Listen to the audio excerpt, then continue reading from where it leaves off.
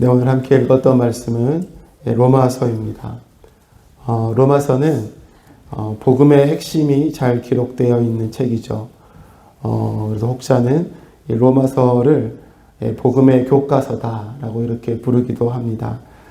이러한 로마서는 대부분의 학자들이 바울이 3차 전도 여행 중인 아마도 고린도에서 주후 56년에서 57년경 썼을 것이다 이렇게 생각을 하죠. 그리고 로마 교회는 사도 바울이 세운 교회가 아니었습니다. 그가 아직 가보지 못했고 또 만나지 못했던 그 로마 교회 사람들에게 쓴 편지가 바로 이 로마서입니다. 이러한 로마서를 볼 때 여느 다른 서신들과는 좀 다른 면이 있죠. 일반적으로는 편지에 서문을 기록할 때 저자를 소개하고 또 수신자에 대해서 언급하고 또 수신자에 대한 인사말로 이렇게 되어 있습니다. 근데 로마서의 서문은 다른 바울 서신과는 조금 다른 면이 있는데 그가 로마서를 통해서 하고자 하는 그 본론의 내용을 바로 즉 복음에 대한 핵심을 처음부터 바로 기록을 하고 있다는 것이죠. 그렇기에 자신을 잘 모르는 로마 사람들에게 사도 바울은 자신이 누구인지 자신에 대해서 먼저 이렇게 이야기를 해야 했던 것입니다. 그래서 자신의 사도성에 대한 변론이 필요했던 것이죠. 그래서 1절을 시작할 때 바로 그리스도 예수의 종인 나 바울은 부르심을 받아 사도가 되었습니다. 라고 바로 자신의 어떤 영적인 신분에 대해서 이야기를 바로 하고 있는 것입니다. 그렇게 시작된 사도 바울의 인사말에는 바로 복음의 구체적인 내용인 육신을 따라 다윗의 혈통으로 출생하시고 또 고난을 받으시고 또 성령에 따라 또 부활하시고 능력으로 하나님의 아들로 선포되신 그 예수 그리스도의 이름을 이렇게 드러내고 있는 것입니다. 복음의 핵심이었던 것이죠. 사도 바울과 이 로마 교회 성도들을 하나로 연결해 주고 있는 연결고리 바로 그 예수님에 대한 이야기였습니다. 이처럼 초대교회는 바로 예수 그리스도의 위에 세워졌습니다. 하나님의 교회였죠. 이 원리는 여러분 지금도 동일합니다. 하나님의 교회는 예수 그리스도의 그 이름 위에 세워지게 되는 것이죠. 우리가 여러분 어떻게 하나님의 거룩한 성전이 되었습니까? 예수 그리스도를 통해서 가능하게 되었던 것이죠. 하나님은 지금도 예수 그리스도를 통하여 하나님의 교회를 세워가고 계심을 우리는 늘 기억해야 할 것입니다. 그래서 오늘은 하나님의 교회라는 제목으로 짧은 시간이지만 함께 말씀을 나누도록 하겠습니다. 그렇다면 하나님의 교회는 어떻게 세워지는 것입니까? 첫 번째로는 바로 부르심을 받은 사람들을 통해서 세워진다는 것이죠. 오늘 1절 말씀에 그리스도 예수의 종인 나 바울은 부르심을 받아 사도가 되었습니다. 나는 하나님의 복음을 전하기 위하여 따로 세우심을 받았습니다. 아멘. 사도 바울은 복음을 위해서 자신의 전 삶을 헌신했던 사람입니다. 사도 바울의 사역을 통해서 수많은 성도가 구원을 받았습니다. 뿐만 아니라 수많은 교회들이 세워지게 되었지요. 그런데 사도 바울의 여러분 과거를 생각해 보십시오. 그가 어떻게 복음을 전하게 되었습니까? 그것은 우리가 너무나 잘 알고 있듯이 교회를 핍박하기 위해서 다메섹 도상으로 올라가는 그 길 자락에서 예수 그리스도를 만났죠.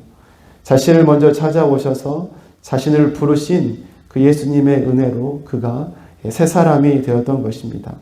그 후에 그의 삶은 완전히 달라졌어요.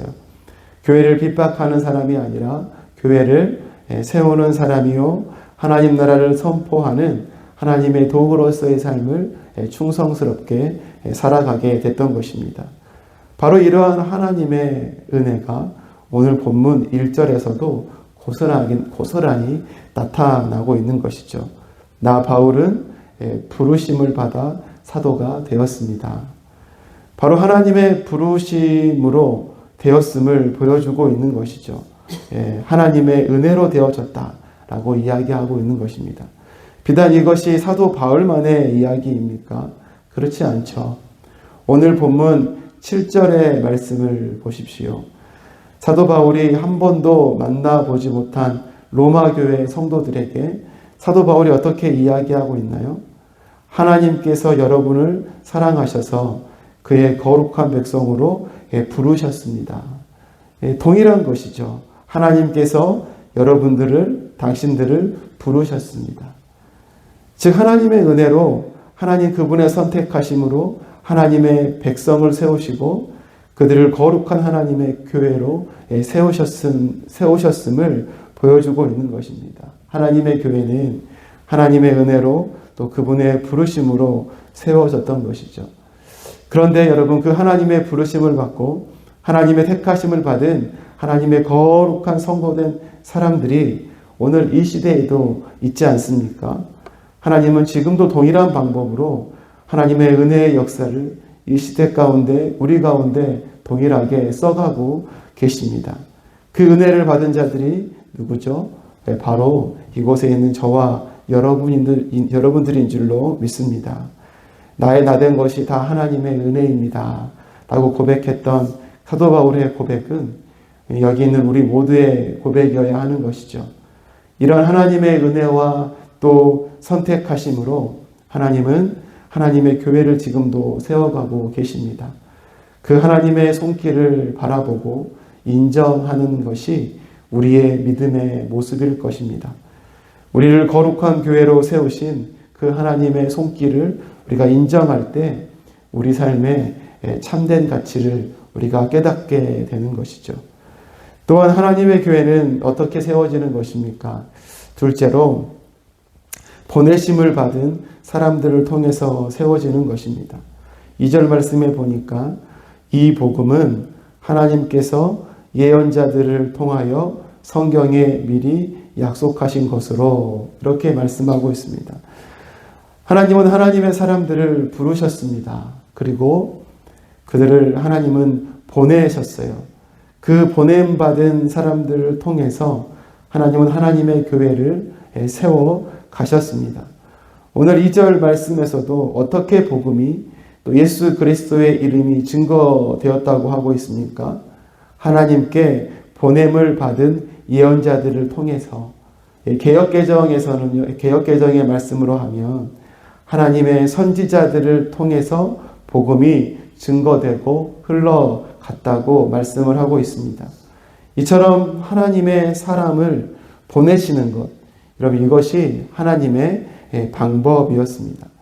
예수님께서 12명의 제자를 부르시고 훈련시키시고 또 깨닫게 하시고 그들에게 마지막 부탁하신 명령이 무엇이었습니까? 가라, 내 증인이 되어라. 여러분 이 말씀이셨잖아요. 세상 속으로 제자들을 보내셨던 것입니다. 이처럼 하나님의 사람들을 보내심으로 하나님의 교회를 하나님은 세워 가셨던 것입니다. 사랑하는 여러분, 이러한 하나님의 보내심은 우리들에게도 동일한 것이죠. 세상 모든 그리스도인들에게 동일하게 주어진 하나님의 사명이 있습니다. 우리의 구원자가 되시는 예수 그리스도의 증인이 되는 것이죠. 이 사명은 우리의 직업과 상관이 없는 것입니다. 우리의 나이와 상관이 없습니다. 우리의 지식과 지위와 건강과 상관이 없습니다. 호흡하고 살아가고 있는 모든 주님의 백성들에게 주어진 이런 동일한 사명인 것이죠. 교회는 이러한 사명자들이 모인 공동체라는 사실을 우리는 늘 기억해야 할 것입니다. 그리고 이처럼 보냄받은 사명자들을 통해서 하나님의 교회는 오늘도 세워져 가고 있다는 사실을 우리가 기억해야 될 줄로 믿습니다. 말씀을 맺겠습니다. 하나님의 교회는 은혜로 부름받은 사람들을 통해서 그리고 보내심을 받은 사람들을 통해서 세워진다고 했습니다. 이러한 교회를 세우는 거룩한 사명이 하나님의 사람으로 부름을 받고 증인의 사명을 부여받은 우리들에게 주어진 것임을 기억하셔서 삶 속에서도 하나님의 교회를 늘 세워가시는 그 복된 삶을 살아가시는 우리 모두의 삶이 되시기를 바라겠습니다.